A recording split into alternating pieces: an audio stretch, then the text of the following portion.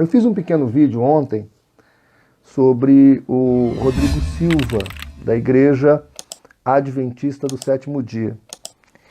E eu sou obrigado a ter que vir aqui agora e fazer um novo vídeo, um pequeno vídeo, para complementar e responder uma questão que muito tem sido falado por causa do que eu comentei sobre o Rodrigo Silva e as suas pregações nas igrejas evangélicas, sendo ele um adventista.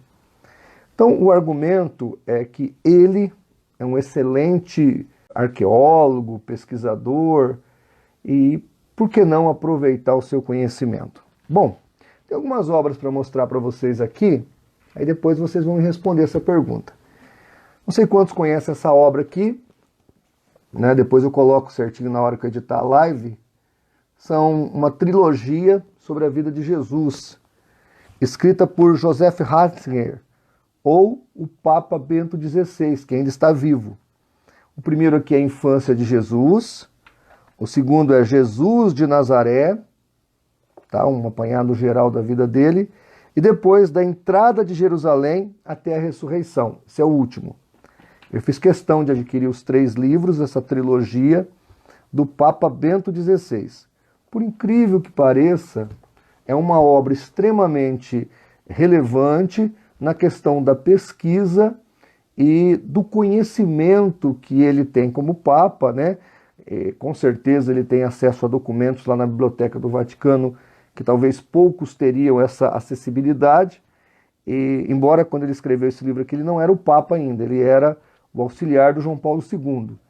Mas ele tinha acesso à Biblioteca do Vaticano e ele conseguiu fazer uma pesquisa muito interessante. Está aqui, eu leio, eu pesquiso, eu uso, não estou dizendo que não seja uma obra que nós devemos até aproveitar o que ele escreveu, pesquisar sobre o que ele escreveu, porque muita coisa relevante aqui ele falou sobre Jesus Cristo. Um outro livro que eu acho interessante para mostrar para vocês é esse aqui. Olha que legal, conhece? Chama A Vida, Qual a Sua Origem? Evolução ou Criação? É um livro escrito pela Sociedade Torre de Vigia, tá vendo aí? É um livro que a sociedade fez. Eu já o li, já o pesquisei, e por incrível que pareça, tem excelentes argumentos aqui a favor do criacionismo. É um livro muito interessante, A Vida, Qual a Sua Origem? Escrito pela Sociedade Torre de Vigia. Muita coisa aqui é interessante, é relevante. Eu já vi muitas afirmações feitas aqui na boca do Dr. Adalto Lourenço, do professor Eberlin. Então eu já vi vários outros cientistas evangélicos falando dos fatos registrados aqui pela Sociedade Torre de Vigia. Um livro interessante, que eu já fiz algumas pesquisas nele, existe toda uma coleção. Esse aqui é de Malaquias, aliás, de 1 Reis a Malaquias, o Velho Testamento. É um livro escrito pela Igreja Mormon. Não tem aqui o autor porque é um trabalho da organização. Mas é um livro muito interessante, fala de coisas, de questões arqueológicas, fala de achados, né? É um livro que faz um comentário interessante do Velho Testamento. Mas, claro, mesmo em todas essas 3 obras que eu mostrei, você vai encontrar resquícios das suas organizações religiosas. Esse aqui é Mormon.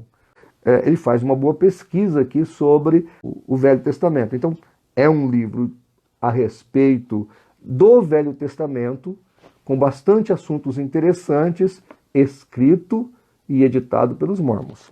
Aí eu pergunto para você, você vai convidar um missionário mormon para dar um curso bíblico na sua igreja? Aí eu pergunto para você, porque a Sociedade Torre de Vigia escreveu um livro muito interessante sobre a origem da vida e sobre a teoria da criação, sobre o design inteligente, você vai chamar um ancião do Salão do Reino ou um membro do corpo governante para falar numa conferência da sua igreja? Está aqui uma grande pesquisa do Bento XVI. Obviamente que ele está velhinho, ele não vai vir dar um seminário na sua igreja. Mas se você convidar nos seminários católicos aí um padre arqueólogo para falar sobre a vida de Jesus, com certeza, baseado no que o Ratzinger escreveu, ele vai vir com muito prazer dar um seminário na sua igreja. E você vai chamá-lo? Você vai convidar um arqueólogo católico em nome do Bento XVI para ele dar um curso na sua igreja? Porque o Bento XVI escreveu uma boa obra a respeito da vida de Jesus Cristo? Eu tenho aqui na minha biblioteca muita coisa que a gente faz pesquisas. Tá? Até mesmo muita coisa que eu uso para combater o ateísmo é escrito por autores não confessionais, não religiosos. Eu uso contra eles e contra os ateus, inclusive.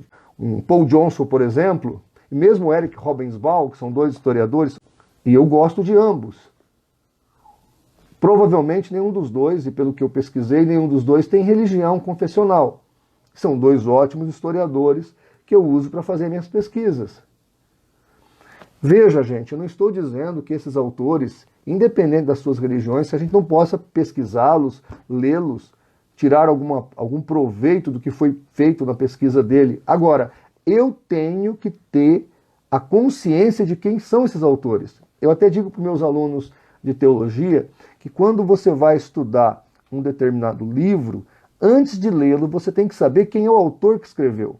Para você, na hora que você for aproveitar o que está escrito, você poder filtrar a visão do autor no que você está lendo. Você pode ou não aceitar aquilo. Mas isso é uma coisa. Eu fazer pesquisas, eu analisar, eu olhar um livro da Sociedade Torre de Vigia e ver coisas interessantes aqui, que até tem, ou um livro Mormon. Agora, por causa disso, eu vou convidar membros dessas organizações sectárias a ministrar na minha igreja? É uma pergunta que eu estou te fazendo. E eu fico pasmado, então, e extremamente entristecido de ver as igrejas evangélicas se rendendo a esse indivíduo midiático da Igreja Adventista do Sétimo Dia, que é o Rodrigo Silva. Eu vou colocar depois na edição dessa live, quando eu fizer o trabalho depois de editá-la, algumas barbaridades que ele fala. Num dia, capítulo 1, verso 6, em que os filhos de Deus vieram apresentar-se perante o Senhor, veio também Satanás entre eles. Deixa eu explicar esse verso para vocês. No dia em que os filhos de Deus vieram apresentar-se perante o Senhor. Você sabe que Satanás, ele era o querubim cobridor. O que significa isso? A luz de Deus, gente, é tão imensa, tão imensa, tão imensa, que mesmo anjos perfeitos não conseguem suportar a glória de Deus sem um filtro. Sabiam disso? Mesmo no universo sem pecado. Então havia um grupo de anjos chamados querubins, que eram anjos cobridores. Eles abriam as asas. Com duas asas eles abriam. Outras eles cobriam o rosto. Para que eles abriam as asas? Deduz por quê? Quando a glória de Deus ia manifestar, os querubins abriam as asas. Para a glória não ofuscar os outros. Olha o privilégio que Satanás tinha. Lúcifer na época. Ele era um anjo cobridor, o anjo querubim. Com duas asas ele cobria os olhos, e com a outra cobria. Agora Moisés, que depois do pecado viu Deus pelas costas, ficou com o rosto brilhando tanto, que o povo pediu Moisés para colocar um véu. Imagina Lúcifer, depois de sair da presença de Deus. Ele cruzava o universo, deixava um rastro de luz. E quando ele fez a terra cair em pecado, ele não perdeu o acesso aos outros mundos. Ele continuava indo. Você sabe que cada planeta tem uma árvore do conhecimento do bem e do mal igual da Terra. Sabia disso? Todos os planetas têm. Só que só a Terra caiu em pecado. Você sabe que cada planeta tem uma árvore do conhecimento do bem e do mal igual da Terra. Só a Terra comeu do fruto proibido. E nessa árvore Satanás tem acesso. E outra, mesmo hoje, embora ele não vá direto mais à presença de Deus, ele ficava durante um tempo indo à porta do santuário. Ele não entrava mais, porque ele foi expulso de lá. Né? Ele foi expulso. Mas ele ficava na porta. E Ellen White fala que todo anjo que passava, ele ficava instigando. Aí passou um anjo e falou, vai falar com Jesus que eu estou arrependido. E Ellen White fala que todo anjo que passava, ele ficava instigando. Aí passou um anjo e falou, vai falar com Jesus que eu estou arrependido. Jesus falou assim, veio até a porta, falou assim, você não está arrependido. Eu vou conversar com o Pai. Então, obviamente que ele está falando isso baseado no dogma doutrinário da sua organização. Agora, esse camarada que tem todo esse ranço adventista, que é cheio dessa carga de Ellen G. White, você vai colocar no púlpito da sua igreja? Então, gente, nós estamos vivendo aí um momento muito perigoso, tá? A igreja adventista, durante os seus 160 anos de história, ela vem praticando esse tipo de atitude, esse tipo de aproximação para fazer um proselitismo desonesto, porque se fosse fazer proselitismo, todos fazem, né?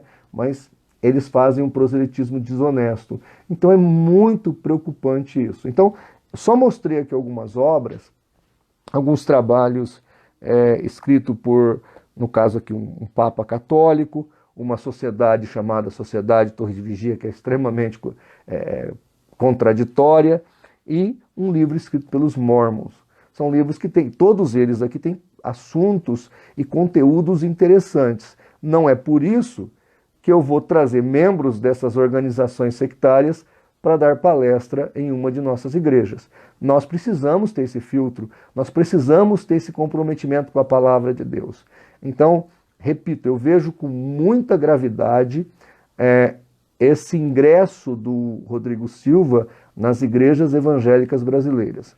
Outra coisa que eu fico muito preocupado, e já falo isso há muito tempo, é a utilização das músicas de movimentos sectários, como Voz da Verdade, como Igreja Adventista do Sétimo Dia, até mesmo Mormon, viu? Já vi igrejas fazer traduções de músicas mormons americana e traduzir para o português e cantar na igreja. Então nós temos que ter esse filtro.